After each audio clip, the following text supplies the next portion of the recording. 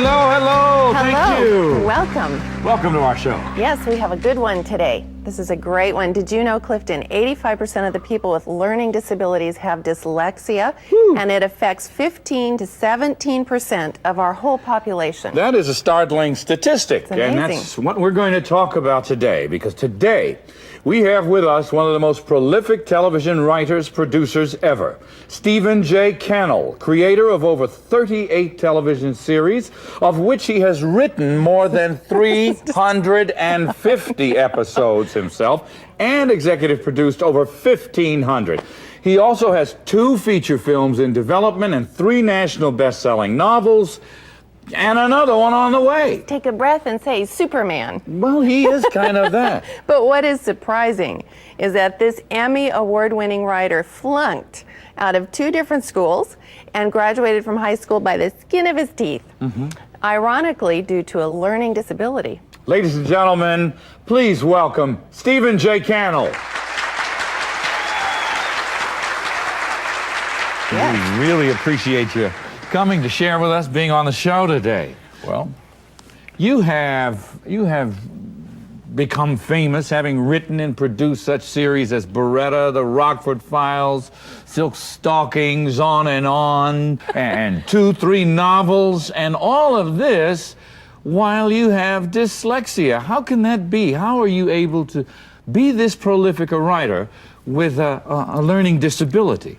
Well, I think the easiest way to sort of explain it is that people believe that it has to do with stuff that's coming out of your brain and down onto the page. But in fact, it's really more about what you're uploading than what you're downloading. So the thoughts that I have in my head, I own. And as I can speak a sentence and to you, think it up and communicate with you, so can I think it up and put it down on a piece of paper. Well, you mentioned uploading. That's where the confusion sometimes comes. What did you mean by that? Well, just the things that I'm taking into my head when I'm reading things. You know, when I'm not often getting the right information. I eventually do, because I'm smart enough to realize this makes no sense, and I go back and read it again. And one of the kind of insidious things about this condition is that, you know, you might read the thing incorrectly, and then the second time you read it, you get it right. You were how old when you figured out that you had this? You had gone all the way through elementary, grade school, all the way through high school? That's right. I'd flunked 3 times. 3? And gone back with the younger kids. I made one of those up. One of the good things about flunking 3 times is you have your driver's license in the 6th grade. You're the most popular kid. Most popular Most kid popular boy in Right. school. But everything else about it was bad. And then when you got to college, I read that you would go to the teacher, you would stand in line and register for tons and tons of classes, and then you'd go to the class, and what was it that you asked the teacher? At the end of the first day of class, they usually had office hours, or they would ask questions, or they say, I'll meet any student after the class if you have questions about the course. And I would seek out that teacher, and I'd say, what is your policy on misspellings? And if the answer was 3 misspellings is a flunk, then I dropped the course. But if the teacher said, you know what, this is a history class, I'm not worried about your, just make it so I can read it, then I would hold the course.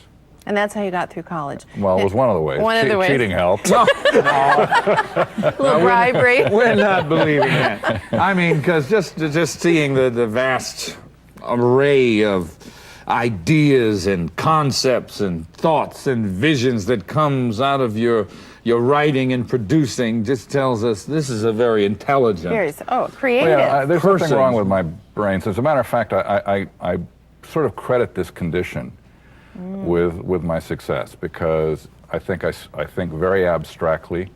I learned very early on that I could hide out in my imagination. And I did. I daydreamed a lot. I was very good at having a fantasy life in my head. I was also a good football player, which in high school was really helpful, because it kept me, feeling good about myself. And and I think if I hadn't had that, I would have maybe gotten really down on myself. But I was good enough so I could read my name in the newspaper, and it made me feel like, hey, I've got this. But I used to lay in bed and think, what am I going to do when I can't do this anymore? Because I'm not going to be able to make a career out of football, and I know I'm stupid. Did you always want to write, and what was the first breakthrough that came for you as a writer? I always like to mention my college writing instructor, Ralph Salisbury. Ralph Salisbury, you know, was the person I think that I can say made the biggest contribution to my life in my growing up years educationally, because he was the most nurturing, friendly instructor I'd ever had. He was the first person who ever looked at me, who was an instructor of mine, and said, you know, you have something. You have a gift. Nobody had ever said that to me before. I'd always been told I wasn't good enough to go on to the next class, that I wasn't applying myself, because that's the curse that most dyslexic children hear all the time, is that because we tend not to appear to be stupid because we're verbal and we can communicate. So our teachers say to us, well, you're not applying yourself. Right. And I heard that all the time. This guy would listen to my ideas and read my work and say, you know what, this is really worth it. He would send things out under his letterhead to try and get them published for me. Wow. That, you know. Wow. That's the kind of support all students need. We'll be back to talk more about the discovery of this dyslexia and how you've overcome it in your work today. And we've got Stephen J. Cannell, and we're thrilled about it, and so should you be. We'll be right back.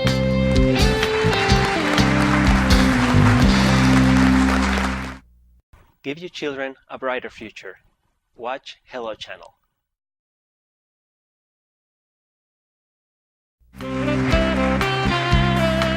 So we're talking with Stephen J. Cannell. Stephen, you're 35 years old. You are head writer, creator, producer on the Rockford Files, and you discover you have dyslexia. How did it affect you? Well, the way I discovered it was kind of interesting too, because as you may or may not know, this is a kind of a genetic condition. It does run in families. You know, I have passed this condition on to 3 of my 4 children. And I had my oldest daughter was in the 5th grade, I think, and she was being thrown out of the same private school that had thrown me out, and they were basically sort of saying to me that she didn't have the mental capacity to keep up, which was, you know, they were talking about her native intelligence, and I knew she was really smart, so I took her to the Frostic Institute and got her tested, and at the same time, she had all the same conditions that I had suffered with. So I thought, I'm going to find out, you know, now dyslexia was in my vocabulary, and I thought, I'm going to see if I'm dyslexic. So I took the test with her, and it turned out we both were, and surprisingly, she was much smarter than I was, you know, in terms of basic IQ, you know, and I took that IQ test back and threw it on this guy's desk at this private school and challenged him to get as good a score, you know, and they allowed her to stay for to complete the year. They were going to throw out at midterm, but that's how I found out. Was it an aha moment for you? You know what? It was more of a kind of, oh, so that's what that was. You know, I'm not somebody that spends a lot of time grinding stuff up, you know. I mean, if I have a bad patch, you know, I try and think through it and say, what did I do wrong here? Can I learn from this? And I move on from it. You know, I don't let it haunt me forever. So you had always known you had a problem. This just finally gave a name to it. Right. And once you got a name for it, was there anything new now that you knew you could do, or was there anything you were advised to do? I mean, obviously you're already so incredibly successful, but was there something now that you could apply to your life? Not really. I think one of the things that we learn about it is that it is a condition, like having blue eyes. I mean, it's the way my brain functions. I think it's an advantage, not a disadvantage, because I think it allows me to use abstract thought in a way that most people can't. I believe that the stories that I tell and the imagination that I live with every day is the gift that this condition gives to me. Right. Did you wish that perhaps you had learned about it earlier? Do you think it could have helped you to maybe achieve some of your goals a little more quickly? No, because I think had I known earlier, I might have cut myself a lot of slack. I might have said, you know, and I can't do any better because I got this problem. You know, what I was forced to do was to constantly be competing, constantly failing. I got very good at failure, by the way, and what I found out was how to deal with that. And the way I chose to deal with it is not to think about it. When I would get bad grades or flunk and have to go back with the other kids, I mean, I certainly had to live that. I had to go be with the younger kids, which was always a problem for me, and I always felt until I got to know them and they became my friends. But I would in the summer before I knew I was going back to join those younger kids, and I would think about it. I would go, I'm just not going to think about it. I'm just not going to think about it. And I was able to screen it off. This fascinates me just simply because I do believe people are successful based on how they deal with failure, not how they deal with success. But how as a kid, because with dyslexia, so many kids, the problem is they become failures. You know what? I'm an upbeat person. You know, I'm not a negative person. I've always looked. I'm an optimist, not a pessimist. Despite this, I always see opportunity and not, you know, problems. And I always look for, when I fail, even back then I can remember going, you know what? I'm going to turn this around. I'm really excited to hear how you got into writing. How did you break into that in the professional business? Well, in my high school yearbook, under ambition, this kid who flunked every English course he ever took had written down author. Wow. Yes. And Somehow so you knew. I just always wanted to write. You know.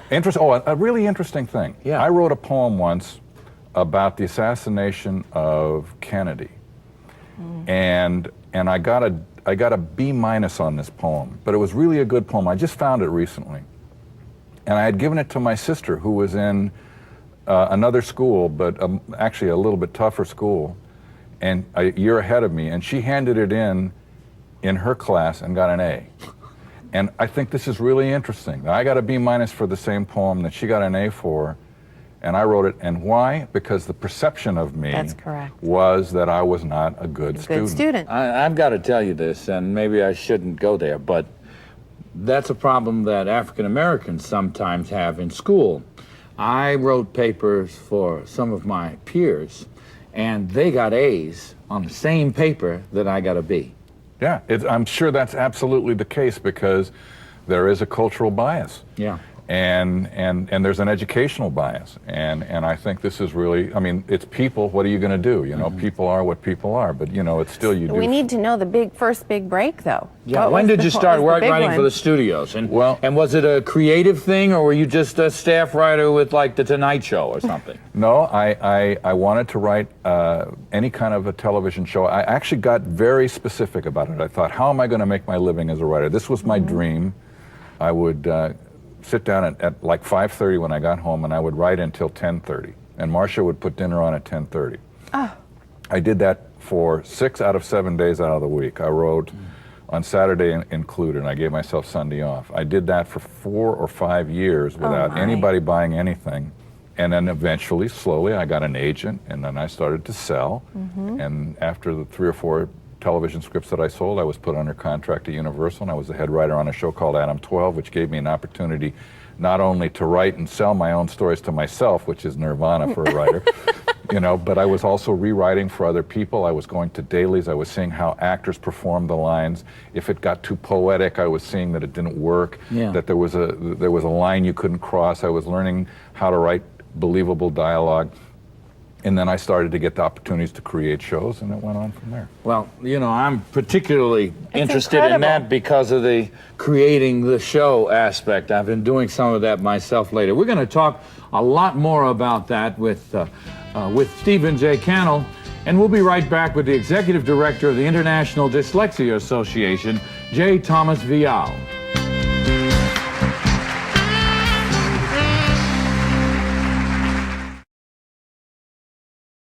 Hello, my name is Javier. I'm from Spain. I learned English. So can you. Watch Hello Channel.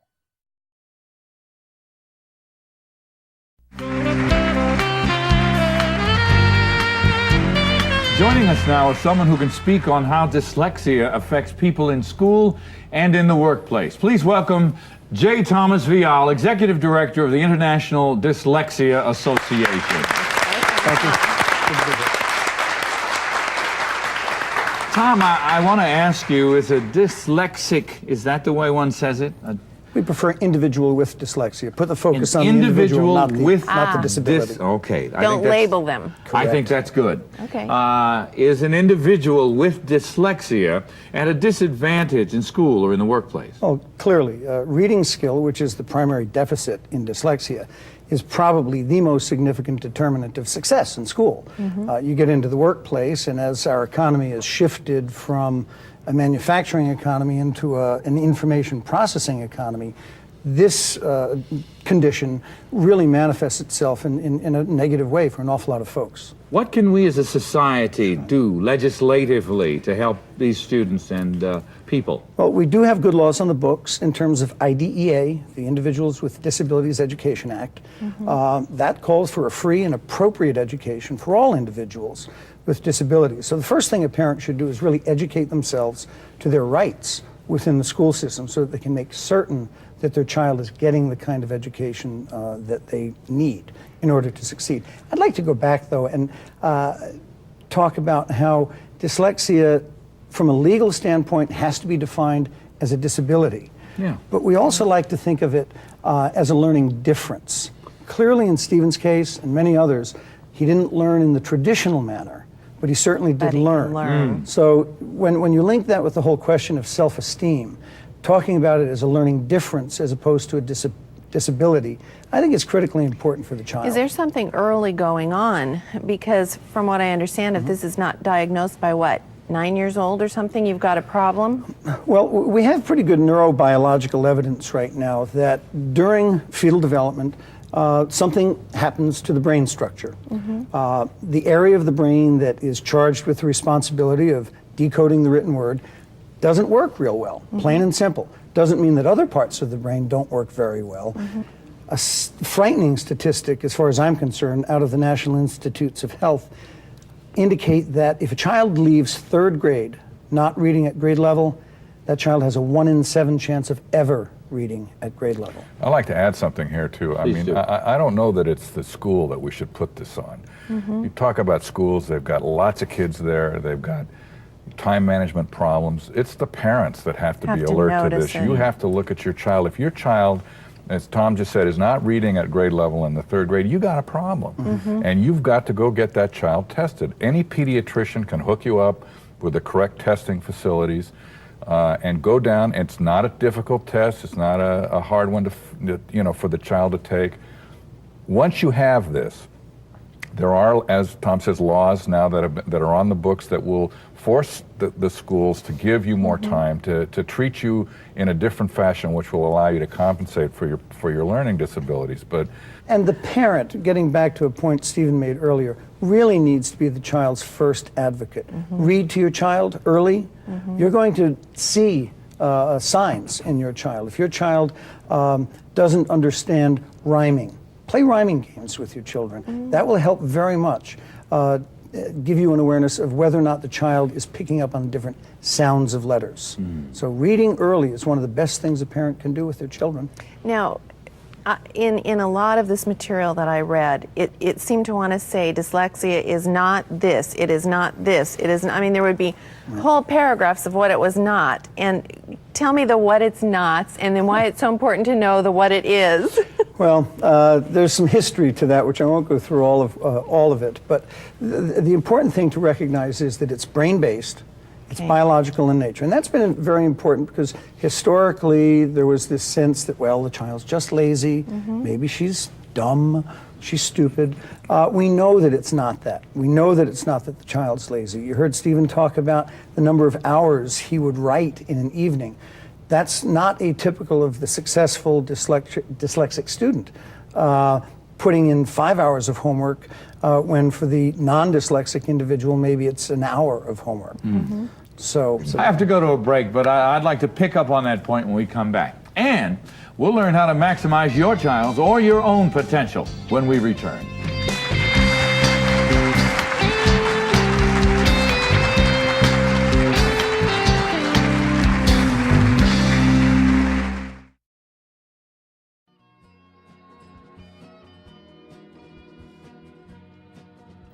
Hello. That's right, I said hello. I'm talking about an exciting new television channel that will change your life. My name is Ruth, and I want you to be one of the first to know about Hello Channel.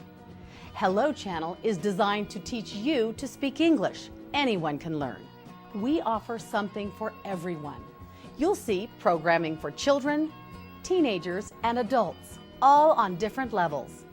With Hello Channel, you'll hear, see, read, and speak English as you're watching entertaining television programs, making it easy to learn. If you've always wanted to learn English but haven't had a chance, Hello Channel is perfect for you. Start today, and remember, for a brighter future, just say hello.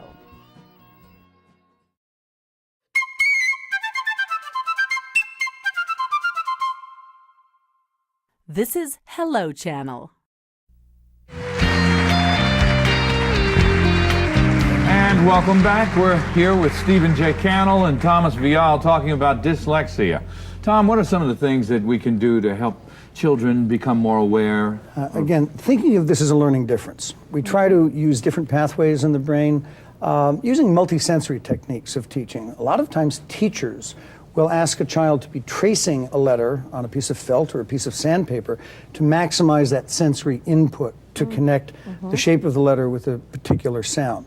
We know also that individuals with dyslexia tend to do best under very structured environments. If your child is having difficulties in school, first of all, get him or her tested.